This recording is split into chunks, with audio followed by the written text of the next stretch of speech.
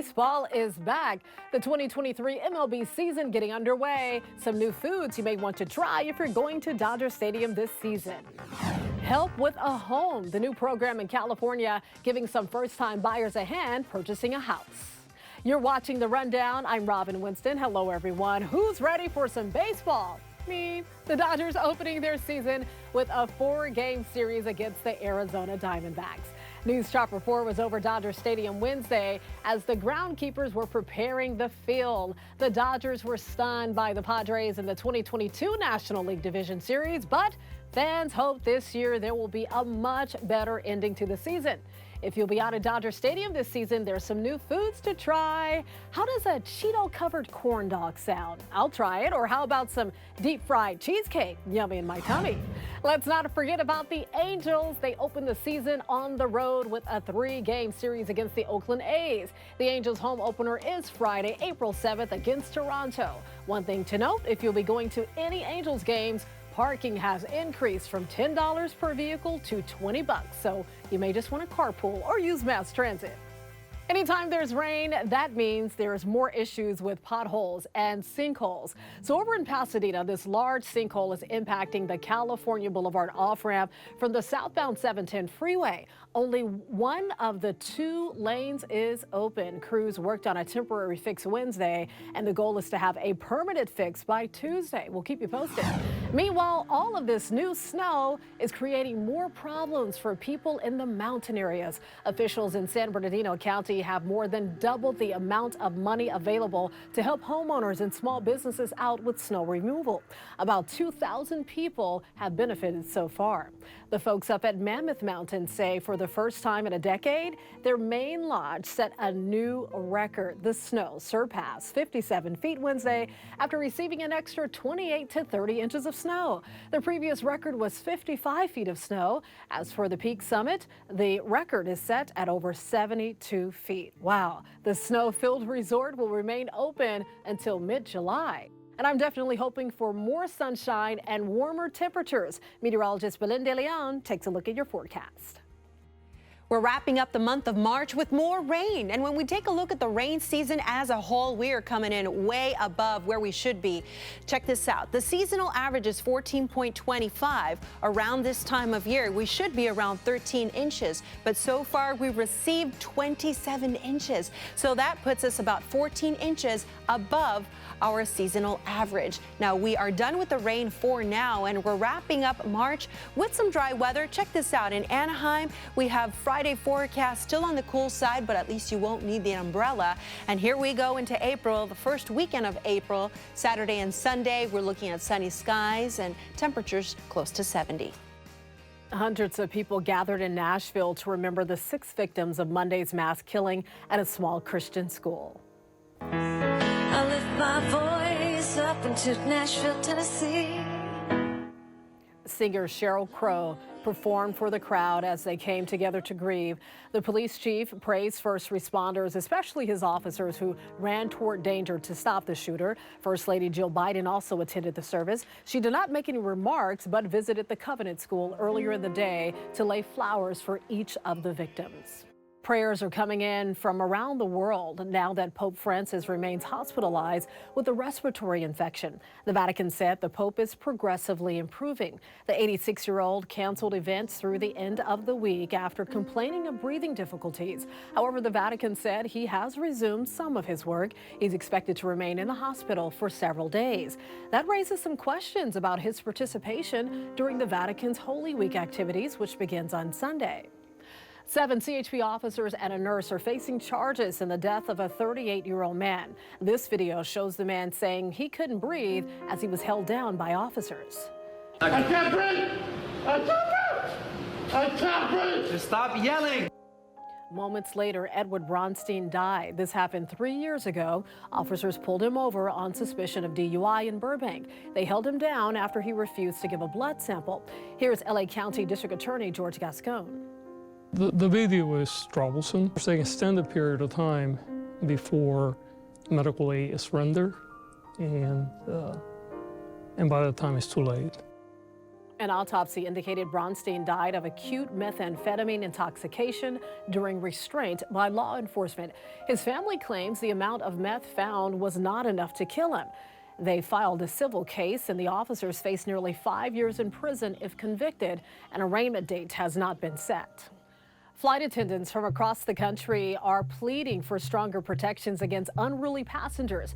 There's a renewed bipartisan push to hold passengers accountable if they assault a crew member or fellow passengers. The NBC4i team has been covering these cases for years. We uncovered how airlines have tried to crack down without much success. Well, now the Protection from Abusive Passengers Act calls for violent travelers convicted of assaulting flight crews to be placed on the no-fly list. Flight attendant Jennifer Fitalo has flown with Southwest Airlines for 22 years. She was assaulted on duty while working a flight from LAX to Las Vegas. I hope that we can prevent future attacks. I hope that we can do something where these abusive passengers can stop being boarded onto our flights. Supporters hope their chances have improved because of high-profile incidents, including one recently involving a passenger who stabbed at a flight attendant with a broken-off spoon. When an appliance breaks down, it's typically something you want fixed right away. But before you call a repair tech, you should know you have some rights by law. And as the I-team learned firsthand, that repair tech may not always follow the law. So the items in this bottom drawer, the refrigerator, were freezing. That's when our I-team producer knew something was wrong with her refrigerator. So she called the maker of the fridge and paid a $130 diagnostic fee up front for their tech to come out. The tech told her she needed a new rubber seal on her freezer door. The fix took just minutes, and then the tech gave her the bill, $215. I was so surprised. I knew that the seal was just $50, so that meant the labor. If he charged me for just 15 minutes, which really it only took him 5 minutes, it came out to be like $600 an hour in labor. That's crazy. So what do you need to know before starting a repair? I'm Chief of the Bureau of Household Goods and Services. Justin Paddock heads the state department that oversees complaints about large appliances. Now, he's not speaking about this specific case, but he did share with us the rights you have by law. For starters, before the repair work begins, the tech is required to give you a written estimate of the cost of the job, something our producer didn't get. And that estimate is going to be a breakdown of what they think is going to be required for the repair. Such as the cost of parts and labor. The tech isn't required to break down the cost of labor, but Paddock says the tech should explain how it's calculated. That can be a little bit open to the interpretation, but when I strictly just see a labor cost and nothing more, I would pursue that as a potential violation of our regulations. When the repair is complete, the technician is required to give you an invoice, which should contain the company's registration number with the state and a list of everything you paid for. Our producer's paperwork didn't have that. Now, if you have a tech who doesn't follow these rules, you can file a complaint with Paddock's office, and they'll investigate. I get to look at 3 years of their records. If I see 3 years of this, that'll be a problem. All good things to know the next time you have to deal with a broken appliance, so you can keep your cool and not get burned. When our producer was surprised by her bill, the tech actually offered her a 25% discount, which she accepted. The maker of the refrigerator later told her that some techs actually have the authority to offer discounts. So the next time you have a repair, you might want to consider negotiating the cost. California is now lending a hand to help people out with a down payment on a new home.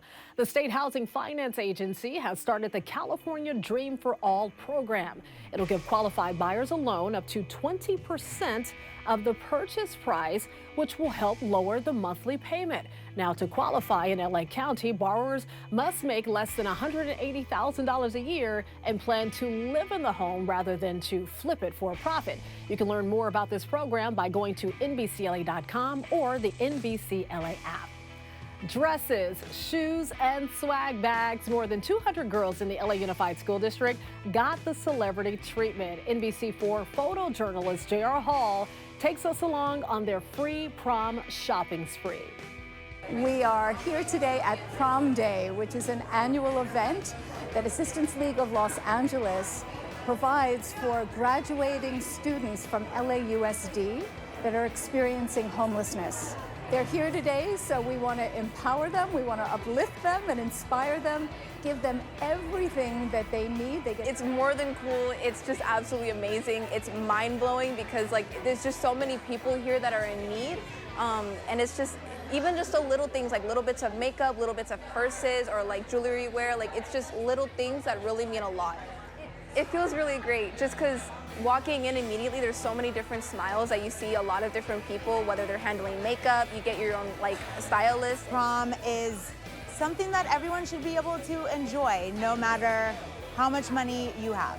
Prom's a milestone in high school. It's so beautiful to see all of these young girls just really excited and to be given an opportunity that they might not have otherwise, and it's just such a blessing to be able to help them. I am seeing so many big smiles here. All these girls are just so excited, and it's such a great gift to be able to give them this opportunity to shop for prom. It's probably something that they never thought they would be able to do. Yes, so that is the greatest thing, is to see the transformation of these young ladies. Sometimes they come in and they're very shy, they don't know what to expect, they're a little nervous.